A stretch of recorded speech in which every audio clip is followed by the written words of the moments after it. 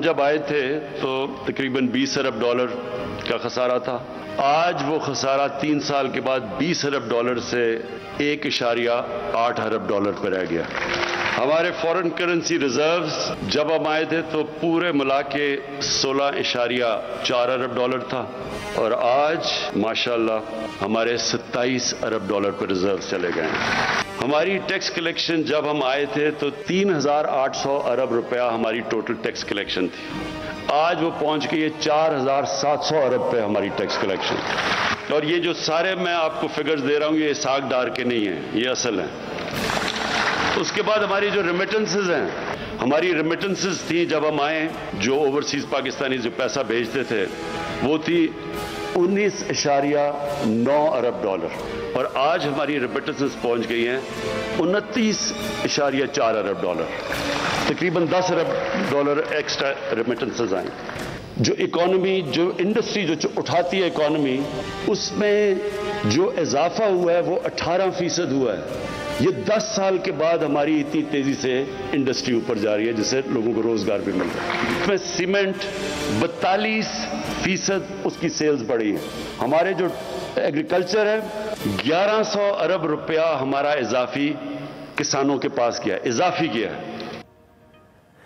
السلام علیکم ناظرین, آپ دیکھ رہے ہیں آج اسپیشل ایکسپرٹ. میں ہوں دعا جمیل اور آج کے پینل کا حصہ ہوں گے ہمارے ساتھ عامر الیاس رانا صاحب, فیصل حسین صاحب. آج چونکہ ہمارا خصوصی شو ہے اور ہمیں جوائن کریں سابق سفارتکار شاہد امین صاحب, سابق IJ پولیس شوکت جاوید صاحب بھی آج کے ہمارے پینل کا حصہ ہیں اور ماہر معاشیات عابد سلیحری صاحب بھی آج کے پینل کا حصہ ہیں.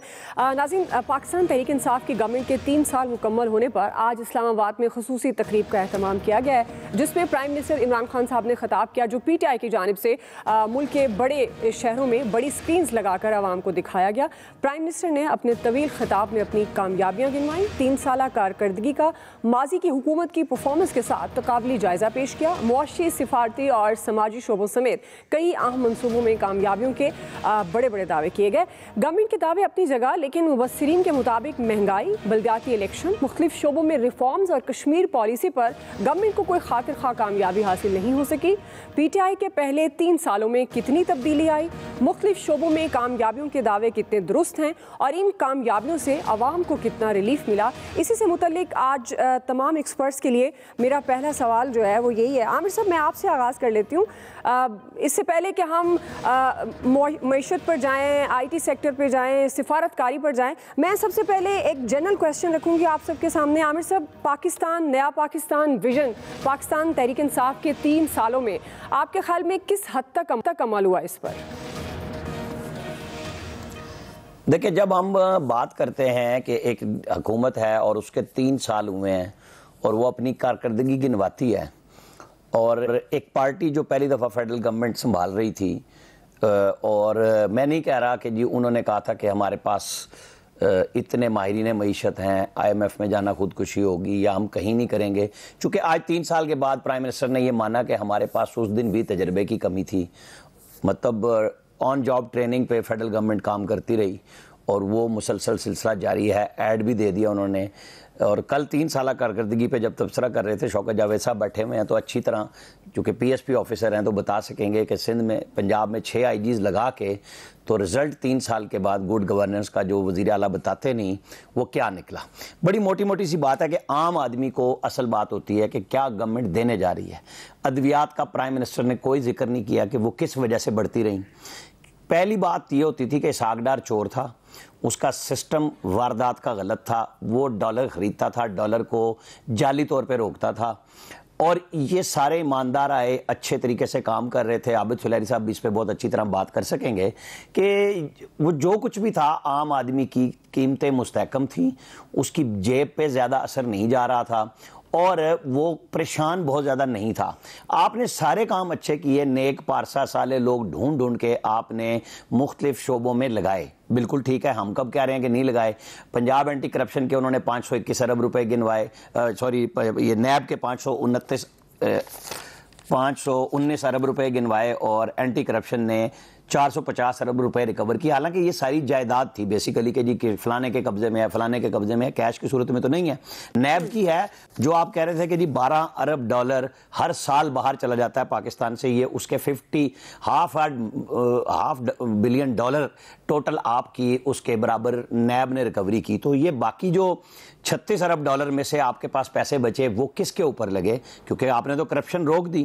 عام آدمی کا سوال یہ ہوتا ہے کہ جب آپ یہ ساری کہانی ہمیں سناتے ہیں اور آپ سستی LNG لے رہے تھے, قطر میں میاں صاحب نے بہت مہنگی خریدی تھی, شاید کاکان عباسی نے چوری کی تھی, تو آپ نے جب وہ فرشتہ صورت سارے لوگ لیے, آپ کے اپنے لگائے ہوئے جو آڈیٹر جنرل ہیں بیٹھے ہوئے ہیں حساب کر رہے ہیں, وہ بتا رہے ہیں کہ LNG میں کیا کیا کس طریقے سے مہنگی خریدی گئی اور پاکستان کو کتنا چونا لگا.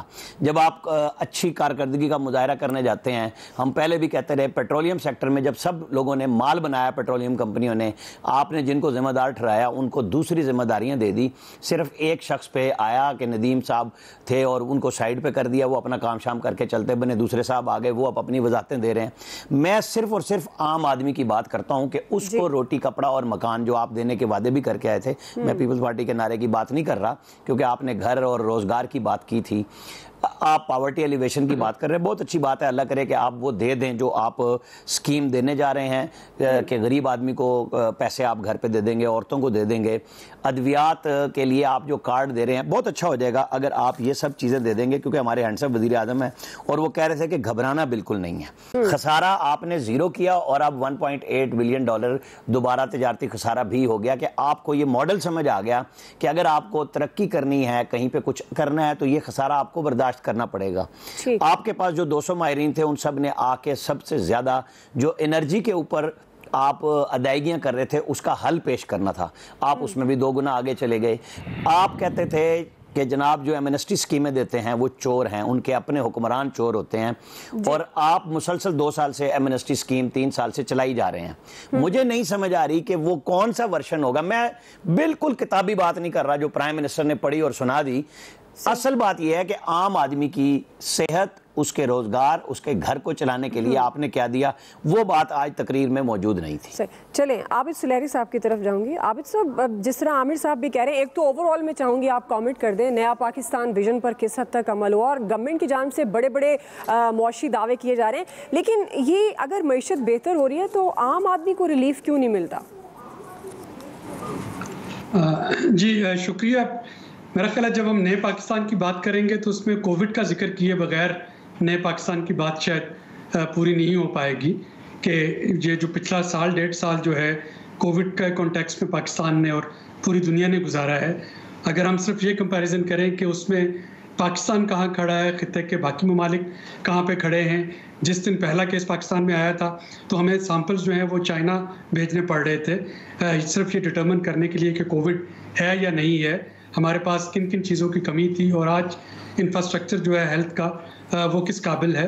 اور اسپیشلی اس میں جو بے نظیر انکم سپورٹ پروگرام کے تحت اور احساس پروگرام کے تحت جو پیسے دیے گئے, ان ساری چیزوں کا ذکر جو ہے وہ کرنا بہت ضروری ہے.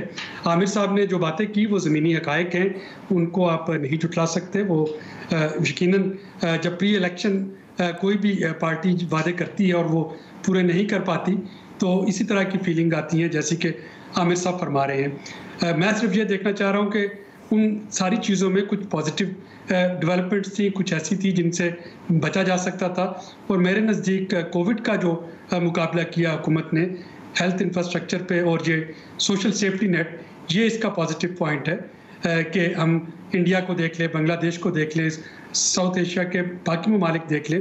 نہ صرف یہ کہ ڈیلٹا ویریئنٹ ہونے کے باوجود کیسز میں کمی, اللہ کا شکر ہے, ہر انسانی جان قیمتی ہے, جو شرح اموات ہے اس میں کمی, اور اس کے ساتھ ساتھ جو لوگوں کو ٹارگیٹڈ سبسڈیز دی گئی وہ ایک ایسی اچیومنٹ ہے جو کہ ایک کوآرڈینیٹڈ ایفرٹ میں ہی شاید کی جا سکتی تھی. جب ہم کہتے ہیں بزنس جو کہ ایز یوزول نہیں بلکہ آؤٹ آف سرکمسٹانسز جو چیزیں, تو اس میں ہمیں یہ بھی دیکھنا ہوگا کہ کووڈ کے بعد ایک دم سے جو قیمتوں میں انٹرنیشنل مارکیٹ میں جو قیمتوں کا سرج آیا وہ کتنا افیکٹ کیا. اور اگر پیٹرولیم پرائسز کی بات کرتے ہیں تو اس کے 3 فیکٹرز ہیں. حکومت جو ہے وہ یقیناً انٹرنیشنل مارکیٹ پرائسز جو ہیں ان کو تو کنٹرول نہیں کر سکتی. گورننس کو امپروو کرنا ہے، جو پیٹرولیم گورننس ہے، جو لوکل ٹرانسمیشن اور ڈسٹریبیوشن لاسز ہیں ان کو کیسے بہتر بنانا ہے، یہاں پہ حکومت کو مزید بہتری لانے کی ضرورت ہے. لیکن جو روپے کی قدر جو ہے اس میں کمی آتی جا رہی ہے، جو انٹرنیشنل کموڈٹی پرائسز بڑھتی چلی جا رہی ہیں، تو جو مہنگائی جو ہے میں نہیں دیکھتا کہ وہ آنے والے سال میں بھی کنٹرول ہو سکے. جو نیا پاکستان اگلے 2 سالوں میں جو حکومت کر سکتی ہے وہ یہ ہے کہ لوگوں کی قوت خرید بڑھائے. اب وہ قوت خرید بڑھانے کے لیے ٹارگیٹڈ سبسڈیز دے، قوت خرید بڑھانے کے لیے بلا سود قرضے دے، قوت خرید بڑھانے کے لیے اور سوشل سیفٹی نیٹس جو ہیں ان کو مستحکم کرے، تو وہاں پہ تو حکومت کامیاب ہو سکے گی. لیکن مہنگائی جو ہے یہ فی الحال قابو میں آتے ہوئے میں نہیں دیکھ رہا. جی شوکت جاوید صاحب، ایک تو اوور آل آپ کامنٹ کر دیجیے گا، دوسرا میرا سوال چونکہ لمبا ہو جائے گا میں چاہ رہی ہوں کہ آپ ڈیٹیل سے جواب دے دیجیے گا. اگر ہم پاکستان میں امن و امان کی صورتحال کی بات کرتے ہیں تو اس حوالے سے آپ گورنمنٹ کی کارکردگی کو کیسے دیکھتے ہیں؟ پولیس کی بات کریں تو پاکستان تحریک انصاف گورنمنٹ خیبر پختونخوا پولیس کی مثالیں دیتی رہی ہے، لیکن پنجاب میں مثالی پولیس بنانے میں ناکام رہی، جس پر پرائم منسٹر عدم اطمینان کا اظہار بھی کر رہے ہیں. گورنمنٹ پنجاب میں پولیس ریفارمز کیوں نہیں کر پائی؟ یہ ایک تبدیلی تھی ایک بہت بڑی جو عمران خان صاحب گورنمنٹ میں آنے سے پہلے بھی بار بار کہتے تھے. آپ کے خیال میں اس میں کیا ہرڈلز کیا ہیں ان کے لیے؟ دیکھیں جیسے دعا جیسے سلیری صاحب نے بھی کہا کہ اس حکومت کو چند ایک پرابلمز شروع سے ہی پیش آ گئیں. ان میں سب سے پہلے تو یہ کووڈ کا آنا تھا، دوسرا یہ تھا کہ ان کی جو حکومت بنی وہ بہت ہی ایک معمولی اکثریت کے ساتھ تھی. اس میں جو ان کے کولیشن پارٹنرز تھے ان کے اپنے انٹرسٹ تھے. ایک بات یہ بھی ہوتی ہے کہ سیاستدانوں کا ایک اپنا ویسٹڈ انٹرسٹ ہوتا ہے، بیوروکریسی کا بھی ایک ویسٹڈ انٹرسٹ ہوتا ہے، اور یہاں پہ ایک تیسرا ویسٹڈ انٹرسٹ آ گیا کہ جو کولیشن پارٹنرز تھے ان کے بھی اپنے پارٹی کے انٹرسٹ جو تھے وہ مطابقت نہیں رکھتے تھے اس پارٹی کی اسکیم آف تھنگس کے ساتھ. اور اگلی بات یہ تھی کہ جیسے پرائم منسٹر صاحب نے خود بھی تسلیم کیا ہے، ناتجربہ کاری بھی ان کے سامنے حائل تھی. تو یہ تمام چیزیں مل ملا کر انہوں نے وہ نتائج حاصل نہیں کر سکے جو یہ کرنا چاہتے تھے. لیکن میں سمجھتا ہوں کہ اس کے باوجود بھی کچھ نہ کچھ بہتری ضرور ہوئی ہے لا اینڈ آرڈر کے معاملے میں بھی. اس قدر اندھیر نہیں ہے جس طرح کا سوشل میڈیا یا دیگر جگہوں پہ بتایا جاتا ہے. گو کہ جو پولیس کی ریفارمز تھی اس کے لیے سپریم کورٹ کی زیر سرکردگی اندر Pakistan law and justice commission ایک بہت بڑی کمیٹی بنائی گئی جو پہلی مرتبہ انٹائرلی پولیس آفیسرز کے اوپر مشتمل تھی. اس میں 8 ریٹائرڈ آئی جیز تھے اور 8 ہی سرونگ آئی جیز تھے جو اس کمیٹی میں تھے، اور انہوں نے پچھلے سال جنوری میں اپنی تمام سفارشات چیف جسٹس سپریم کورٹ کے حوالے کر دی تھی، اور اس وقت سے وہ حکومت کے پاس پڑی ہیں اور وہاں پہ ان پر کام نہیں ہو رہا، اس پر کام کرنے کی ضرورت ہے. لیکن جس طرح آپ نے اپنے سوال میں کہا کہ خیبر پختونخوا کی مثال دی جاتی تھی، خیبر پختونخوا کا ایک سکسیس سٹوری ہے. آپ یہ دیکھ لیجئے کہ وہاں پہ ناصر درانی صاحب تھے، کمانڈ بھی اچھی تھی، لا بھی بہت اچھا بن گیا، اور اس کی وجہ سے اس پولیس نے ڈیلیور بھی کیا. وہ ڈیلیوری اس کے بعد جو سکسیسو آئی جیز آئے انہوں نے اس کو کیری فارورڈ کیا، اور اب جب کہ آپ کو قبائلی علاقہ جات بھی خیبر پختونخوا کا حصہ بن گئے ہیں تو پولیس کا سپریڈ قبائلی علاقوں میں بھی چلا گیا ہے اور وہاں بھی وہ اپنا کام کر رہے ہیں. چند ایک ایسے ڈپارٹمنٹس ہیں جو پولیس میں جہاں پر کام ہوا ہے، جیسے یہ جو کاؤنٹر ٹیررزم ڈپارٹمنٹ ہے، CTD جس کو کہتے ہیں، یہ تمام چاروں کے چاروں صوبوں میں یہ اپنا کام کر رہی ہے. اور اس وقت دہشت گردی کے خلاف جو سب سے بڑی فورس آپ کے پاس ہے وہ ملٹری کے بعد کاؤنٹر ٹیررزم ڈپارٹمنٹ ہے، اور ان کا شیئر بہت بڑا ہے ٹیررزم کو کنٹرول کرنے میں اور ملزموں کو پکڑنے میں. لیکن لا اینڈ آرڈر کی سچویشن اوورال جو ہے وہ باقی ہمارے ہمسایہ ملکوں کے مقابلے میں اور دنیا کا جو ایک پریولنٹ سٹینڈرڈ ہے اس کے مقابلے میں پاکستان میں کوئی ایسی خطرناک علامات نہیں ہے. گو ہمارا کرمنل جسٹس سسٹم ایک ری ویمپنگ مانگتا ہے، اور ہمارا جو نیشنل ایکشن پلان تھا اس کا جو آخری پوائنٹ تھا اس میں بھی یہ لکھا گیا تھا کہ کرمنل جسٹس سسٹم کو ری ویمپ کیا جائے گا. اس کو ابھی تک ری ویمپ کرنے کے لیے کچھ काविशें जो होनी चाहिए थी वो नहीं हुई, और उसमें मैं समझता हूँ सबसे बड़ी बात जो है वो वेस्टेड इंटरेस्ट है मुख्तलिफ तबकात के, जिसमें सियासतदान भी है, पॉलिटिकल पार्टीज भी है, ब्यूरोक्रेसी भी है और पुलिस अफसरान भी है। ये सारे मिल मिला के, और शायद जुडिशरी भी शामिल हो जाए, ये सारे मिल मिला के भी उसमें रुकावट पैदा करते हैं। एक मिसाल देना चाहूँगा, ये जो हाल ही में वाक़या हुआ मीनार पाकिस्तान पर, अब पुलिस ने उसमें कोई 125 के करीब लोगों को गिरफ्तार कर लिया, लेकिन किस कदर मज़का खेज बात है कि उनको दाखिल कर दिया गया है जेल में, और अब उस खातून को कहा जा रहा है कि आप कानून के मुताबिक उनकी शनाख्त परेड करेंगी।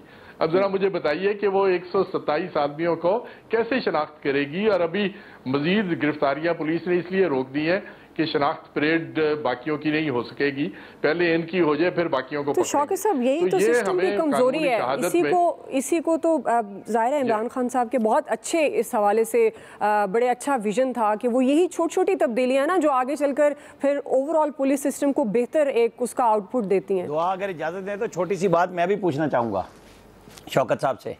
जी आप पूछ लीजिएगा, कंप्लीट कर लें वो। जी शौकत साहब, मुझे याद पड़ता है कि दुरानी मरहूम की एडवाइजरी से फरागत का ट्वीट आपने किया था कि वो वाकई छोड़ चुके हैं। वो कभी नहीं बोले और वो अल्लाह के पास ही चले गए, उन्होंने नहीं बयान दिया कि उन्होंने क्यों छोड़ा। आप जानते होंगे सिचुएशन को कि एक शख्स जो एक सूबे में बेहतरीन वहाँ जाके काम करता है, जबकि पंजाब में उन्होंने सारी ज़िंदगी सर्विस की थी, यहाँ आते ही वो साइड पे भी इसीलिए चले गए कि उनकी कोई नहीं सुन रहे थे। क्या वजह हुई थी? नहीं, वजह कि आपने सवाल के अंदर ही जवाब भी दे दिया है कि जब वो यहाँ पर आए तो उनकी जो पोजीशन थी वो एडवाइजरी थी, और वो एडवाइजर मुकर्रर हुए थे। ज़ाहिर रिटायर्ड थे ना जी? जिस आईजी को हाँ जी, उस वक्त रिटायर्ड थे, और उस वक्त उन्होंने जिस आईजी को तैनात किया था हुकूमत ने उनकी मर्जी के साथ, उसको 2-3 माह के बाद उन्होंने तब्दील कर दिया। तो इस पर उन्होंने बुरा मनाया इस बात का, और उन्होंने इस पर रिएक्ट करते हुए अपने से वो ओहदा छोड़ दिया, और वो मेरे ख्याल में इस तरह के वाक़यात होते रहते हैं। लेकिन मैं फिर कहना चाहूँगा कि इन तमाम मुश्किलात के बावजूद पंजाब में, क्योंकि पंजाब में मुझे ज़्यादा इल्म है, मैंने पंजाब पुलिस की कमांड भी की है और पंजाब के में रहता हूँ, तो इसलिए यहाँ से बाखबर भी रहता हूँ। तो पंजाब पुलिस के सक्सेसिव आईजीज़ ने मेरे बाद भी और इस हुकूमत के अंदर भी और मौजूदा आईजी ने भी छोटे छोटे बेशुमार इकदाम किए हैं जो अवाम की फलाह बहबूद के लिए हैं, और आगे अगर आप मौका देंगी तो मैं उनको एक्सप्लेन भी करूंगा कि वो कौन से हैं। लेकिन बड़ी बात यह है कि जो हमने पुलिस की रिफॉर्म्स करनी थी मैक्रो लेवल पे पूरे मुल्क के अंदर, एक कानून बनाना था और उस कानून के तहत पुलिस को एम्पावर करना था, उसमें अभी तक कामयाबी हासिल नहीं हुई, जबकि उस पर ग्राउंड वर्क जो है वो पूरा तैयार हो चुका है और वो हुकूमत के पास पड़ा है। Pakistan law and justice commission के तहत जो कमेटी ने रिपोर्ट बनाई थी वो लॉ डिपार्टमेंट भी है, दाखिला में भी है और मुख्तलिफ सूबों में भी है। ठीक, ब्रेक ले रहे, से वापस आते हैं तो शाहिद अमीन साहब से भी हम ओवरऑल भी कमेंट लेंगे 3 साल कारकर्दगी पर, और साथ ही सिफारती सतह पर पाकिस्तान तहरीक इंसाफ की कामयाबियां क्या रही, फैसल साहब का भी कमेंट लेंगे ब्रेक के बाद।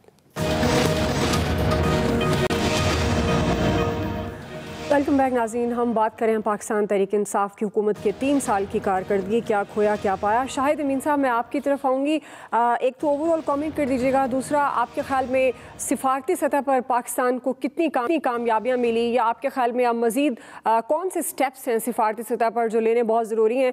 साथ ही अफ़गानिस्तान की ताज़ा सूरत हाल पर भी एक कमेंट कर दीजिएगा, क्योंकि इससे पहले तो हम देख रहे थे काफ़ी पुरअमन चीज़ें हो रही थी, लेकिन अभी जो इत्तलात हमारे तक मौसूल हुई हैं, काबुल एयरपोर्ट पर धमाका हुआ है और कई अफराद जख्मी हैं, हलाकतों की बेतलात हैं, तो मैं चाहूँगी कि इस पर भी आप कमेंट कर दीजिएगा। जी, जहाँ तक पाकिस्तान की खारजा पॉलिसी मौजूदा हुकूमत की रही है तो मेरे ख्याल में मैं इनको प्लस पॉइंट दूंगा। बाय एंड लार्ज इनको कामयाबी रही है। मिसाल के तौर पे कश्मीर कॉज को इन्होंने बहुत इफेक्टिवली दुनिया में रेस किया है। सिक्योरिटी काउंसिल में साल के बाद ये इशू उठाया गया है। वहाँ पे एक इंटरनेशनल कम्युनिटी ने कश्मीर में पहले के मुकाबले में ज़्यादा दिलचस्पी दिखाई है। Human rights group, secretary general UN वगैरह, इन्होंने भी कश्मीर के बारे में पॉजिटिव बातें की हैं। और फिर इन्होंने जो हम इमरान खान ने जो यूएन जनरल असेंबली में कश्मीर में तकरीर की थी, वो तो मैं समझता हूँ उससे बेहतर तकरीर आज तक हमारे प्राइम मिनिस्टर ने नहीं की है। इसका ये मतलब नहीं कि कश्मीर कॉज का हल होने वाला है, लेकिन कम अज़ कम उसमें इन्होंने एक हद तक जो है تھوڑا سا اس کو ایکٹیویٹ کیا ہے، اس کو دنیا کی نظروں میں لائے ہیں، جو کہ ایک کامیابی ہے۔ دوسرے سعودی عرب اور یو اے کے ساتھ تعلقات میں ایک تھوڑی سی سرد مہری آ گئی تھی، وہ انہوں نے دور کر دیا ہے، بلکہ وہاں سے آپ کو اقتصادی امداد بھی ملتی ہے، ہمارے لیے اہمیت رکھتی ہے۔ چائنا کے ساتھ تعلقات میں اور گہرا ہوا آیا ہے، سی پیک وغیرہ دیگر چیزوں میں ہم نے دیکھا چائنا پاکستان کا اشتراک جو ہے اور بڑی اچھی طریقے سے آگے بڑھ رہا ہے۔ جہاں اس کے علاوہ میں سمجھتا ہوں عمران خان کی انٹرنیشنل ایک بھی امیج اچھا ہے، ان کے برٹش پرائم منسٹر کے ساتھ بھی ان کی ایکویشن ہے۔ ابھی کل آپ نے دیکھا جرمن چانسلر نے ان کو فون کیا، ترکی، ملیشیا، دیگر ممالک کے ایران، ان کے ساتھ بھی ان کی اچھی ایکویشن ہے۔ سینٹرل ایشین کنٹریز کے ساتھ بھی میرے خیال میں تعلقات میں اضافہ ہوا ہے۔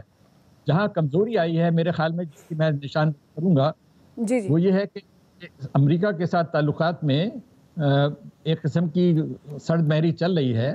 اس کی ایک وجہ یہ ہے کہ میں نے دیکھا ہے عمران خان بار بار جو ہے امریکہ پہ کوئی نہ کوئی تنقیدی بات کر جاتے ہیں، اس سے یقیناً پاکستان میں تو ان کو پذیرائی ملتی ہے اور لوگ تالیاں بھی بجاتے ہیں، لیکن سوال یہ ہے کہ امریکہ جو ہے ایک سپر پاور ہے، یقیناً ہم اس کی بہت پالیسیاں ایسی ہیں جو ہمیں پسند نہیں ہیں، لیکن یہ کہ پریگمیٹزم یہ ہے کہ سپر پاور کے ساتھ تعلقات میں بگاڑ نہیں ہونا چاہیے، کیونکہ سپر پاور آپ کو بہت مختلف طریقے سے نقصان پہنچا سکتی ہے۔ تو میں اس کو خامی کہوں گا کہ بلا وجہ بیٹھے بیٹھائے کچھ نہ کچھ امریکہ کے اوپر وہ اعتراض کر دیتے ہیں یا ایسی بات کرتے ہیں جو وہاں پہ ناگوار ہوتی ہے۔ اسی وجہ سے پریزیڈنٹ بائیڈن نے ابھی تک عمران خان سے ٹیلی فون پہ بات نہیں کی ہے۔ دوسرے انڈیا کے کیس میں بھی میں یہ کہوں گا کہ دیکھیے انڈیا ہمارا دشمن ہے، ایک لحاظ سے جو کچھ کر رہا ہے کشمیر میں جو بہت مظالم ہیں، لیکن یاد رکھیے کہ دشمن کے ساتھ بھی دروازے بند نہیں کیے جاتے ہیں، اور یہ میں نے دیکھا ہے انڈین پرائم منسٹر مودی پہ یہ بڑے شدید ذاتی قسم کے بھی حملے کرتے ہیں کہ یہ تو آر ایس ایس کا ہے، ڈکٹیٹر ہے وغیرہ وغیرہ۔ ایسی زبان سے پھر یہ تو توقع نہیں کر سکتے کہ پھر موجودہ مودی گورنمنٹ کے ساتھ کوئی بات چیت ہوگی یا کوئی رستہ نکلے گا، کیونکہ دیکھیے آپ دشمن کے ساتھ بھی، جو مخالف بھی ہے اس کے ساتھ دروازے کھلے رکھنے چاہیے، بند نہیں کرنے چاہیے۔ تو اس لحاظ سے میں کہوں گا کہ ان کو تھوڑی احتیاط کی ضرورت ہے کہ یقیناً ہم انڈیا پہ جو اعتراضات کرتے ہیں، ان کی پالیسی کی جو خرابیاں نکالتے ہیں وہ صحیح ہے، لیکن اس میں ذاتی پہلو نہیں ہوتا کہ مودی ڈکٹیٹر ہے اور یہ تو آر ایس ایس کا ہے اور ہٹلر ہے وغیرہ، اس طرح کے الفاظ کو گریز کرنا چاہیے۔ تو وہ اچھا ایک اور چیز جس پہ میں ایک لحاظ سے کمزوری کہوں گا کہ کچھ ضرورت سے زیادہ چائنا کے اوپر ڈیپینڈنس ہماری کچھ ضرورت سے زیادہ بڑھتی جا رہی ہے، جبکہ ڈپلومیسی میں صرف کہتے ہیں نا don't put all your eggs in one basket. یقیناً چین ہمارا بہت زبردست دوست ہے، بڑا مخلص ہے، سب کچھ ہے، لیکن اتنا زیادہ جھکاؤ مت کریں کہ گویا ہماری ان پہ ڈیپینڈنسی ڈیولپ ہو رہی ہے۔ تو اگر یہ چیزوں کی احتیاط کریں تو بائی اینڈ لارج میں کہوں گا کہ عمران خان گورنمنٹ کی پالیسی، فارن پالیسی پچھلے 3 سال میں سیٹسفیکٹری رہی ہے، بلکہ بعض لحاظ سے بہت اچھی رہی ہے۔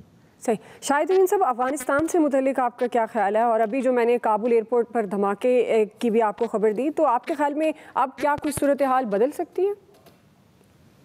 اب دیکھیں نا، اس کی 3 دن سے خبریں آ رہی تھیں انٹیلیجنس، ویسٹرن انٹیلیجنس یا امریکن انٹیلیجنس کی طرف سے کہ بڑا خطرہ ہے، کوئی القاعدہ یا یہ جو وہاں پہ آئی ایس ہے، اسلامک اسٹیٹ جو ہے، جو بہت ہی انتہا پسند ہے، شدید انتہا پسند ہے، ان کی طرف سے کوئی ٹیررسٹ انسیڈنٹ ہو سکتا ہے۔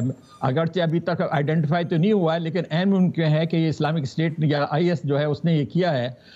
اس سے یقیناً ایک قسم کا شاک ویو تو لگے گا، کیونکہ سیکیورٹی جو امریکن فوج کے پاس ہے کابل ایئرپورٹ کی، اس کا مطلب ہے کہ وہ سیکیورٹی میں کوئی بڑی کمی ہوئی ہے کہ خودکش بمبار اندر بھی داخل ہو گیا، اس نے ایکسپلوژن بھی کر دیا، تو اس سے ان کا جو ایویکویشن پلان ہے اس کے اوپر بھی یقیناً اثر پڑے گا۔ میرے خیال میں تو رک گیا ہے، تو اس لیے ایک لحاظ سے دھچکا تو لگا ہے، لیکن ایویکویشن پلان چلتی رہے گی 31 اگست تک، جس کا جو پہلے سے طے شدہ ہے۔ جی فیصل صاحب، آپ کس طرح سے ریٹ کریں گے پاکستان تحریک انصاف حکومت کی 3 سالہ کارکردگی کو؟ دیکھیں، عمران خان صاحب نے کہا کہ یہ 3 سال تھے حکومت کے لیے جو ہے وہ بہت مشکل تھے۔ میرے خیال میں حکومت سے زیادہ جو ہے وہ عوام کے لیے جو ہے وہ بہت زیادہ مشکل تھے۔ اگر میں کراچی والے کی حیثیت سے بات کروں تو پاکستان کے 74 سالوں میں اس سے زیادہ بدترین 3 سالوں کا جو ہے وہ ہمیں سامنا ہی نہیں کرنا پڑا۔ اس شہر کے لوگوں نے اپنی 30 سالوں کی وابستگی، 3 اشروں کی وابستگی کو چھوڑ کے جو ہے وہ عمران خان صاحب کی پارٹی کو ووٹ دیا. آج تحریک انصاف جو ہے کراچی کی سب سے بڑی جماعت کہلاتی ہے، لیکن اس تحریک جماعت نے، اس تحریک جماعت کی لیڈرشپ نے اس شہر کو جو ہے وہ 30 سال پیچھے، 3 اشروں پیچھے اٹھا کے جو ہے پھینک دیا. یہ میں نہیں کہہ رہا، یہ انٹرنیشنل انڈیکس کہہ رہا ہے کہ کراچی دنیا کے بدترین شہروں میں، انسانوں کے لحاظ سے رہنے والے بدترین شہروں میں اس وقت جو ہے وہ پہلے نمبر پر آتا ہے. اب یہ کریڈٹ عمران خان صاحب چاہے لے لیں، چاہے آصف زرداری صاحب لے لیں، ہمارے لیے دونوں ہی جو ہیں وہ برابر ہی ثابت ہوئے. 1100 ارب روپے کے پیکج کا اعلان کیا، آج تک کی تاریخ میں 11 روپے نہیں ملے. کراچی کے پیسوں سے پورے ملک میں میٹرو چل رہی ہیں، ٹرینیں چل رہی ہیں، اور شہر کے لوگ جو ہیں وہ چنگچی پہ جو ہے وہ سفر کرتے ہیں. چنگچی پہ تو ہو سکتا ہے آپ کو افریقہ میں یا صومالیہ کے کسی شہر میں اس کی مثال مل جائے، لیکن یہ مثال شاید کبھی نہ ملے کہ کراچی میں لوگ چنگچی پہ بھی لٹک کے سفر کرتے ہیں. اور چنگچی رکشوں میں اتنے مسافر بٹھائے جاتے ہیں کہ اب چنگچی رکشوں کے مالکان نے باقاعدہ کنڈکٹر رکھ لی ہیں. یہ چنگچی رکشوں میں اب کنڈکٹر ہوتے ہیں اور اتنے مسافر ہوتے ہیں. یہ بھی اپنی نوعیت کا جو ہے وہ ایک انوکھا واقعہ ہے. جب اس شہر کا میں الیکشن نہیں ہوئے تھے 2018 سے پہلے، تو عمران خان صاحب فرماتے تھے یہ شہر زندہ لاشوں کا شہر ہے. شاید ہم یہی سمجھ لیں کہ آج بھی عمران خان جو ہے اس شہر کے لوگوں کو زندہ لاشیں ہی سمجھتے ہیں، جبکہ وہ اس شہر پہ پیسہ لگانے کو جو ہے تیار نہیں کہ لاشوں پہ اور قبرستان پہ جو ہے وہ کون پیسہ لگاتا ہے. لیکن میں ایک بات کہنا چاہتا ہوں، یہ پورے پاکستان میں جتنی بھی ترقی کے دعوے کیے جا رہے ہیں یہ صرف کراچی کی وجہ سے. یہ جتنے بھی ٹیکس انہانسمنٹ کا دعویٰ کر رہے ہیں، ہم نے ٹیکس ریونیو اتنا بڑھا لیا، تو بھائی کراچی نے بڑھا لیا. جس شہر کو آپ مار رہے ہو، جس شہر کو آپ سانس نہیں دینے دے رہے ہو، لیکن اس شہر کی آپ مرغی کا انڈا تو کھا رہے ہو، لیکن اس مرغی کے مرغی کو آپ دانہ ڈالنے کو تیار نہیں ہو. تو یہ ظلم ہے، یہ ظلم کا نظام ہے جو شہر کے ساتھ روا رکھا جا رہا ہے. یہ ظلم کا نظام جو ہے وہ چلے گا نہیں. اس سے پہلے کہ شہر میں جو ہے کوئی بڑی مزاحمتی تحریک پیدا ہو، ہم بہت آسانی سے بول دیتے ہیں کہ فلاں آدمی دہشت گرد بن گیا، لیکن کبھی ہم یہ بات نہیں کرتے وہ کون سی پالیسی ہیں جو لوگوں کو دہشت گرد بناتی ہیں. یہ پالیسیاں حکومت کی پالیسیاں، ظالمانہ پالیسیاں. وقت ہوتا تو مزید بھی سوالات جو ہیں وہ کیے جاتے ہیں. باقی مہمان شاہد امین صاحب، عابد سلیری صاحب، شوکت جاوید صاحب، آپ تینوں کا بہت بہت شکریہ.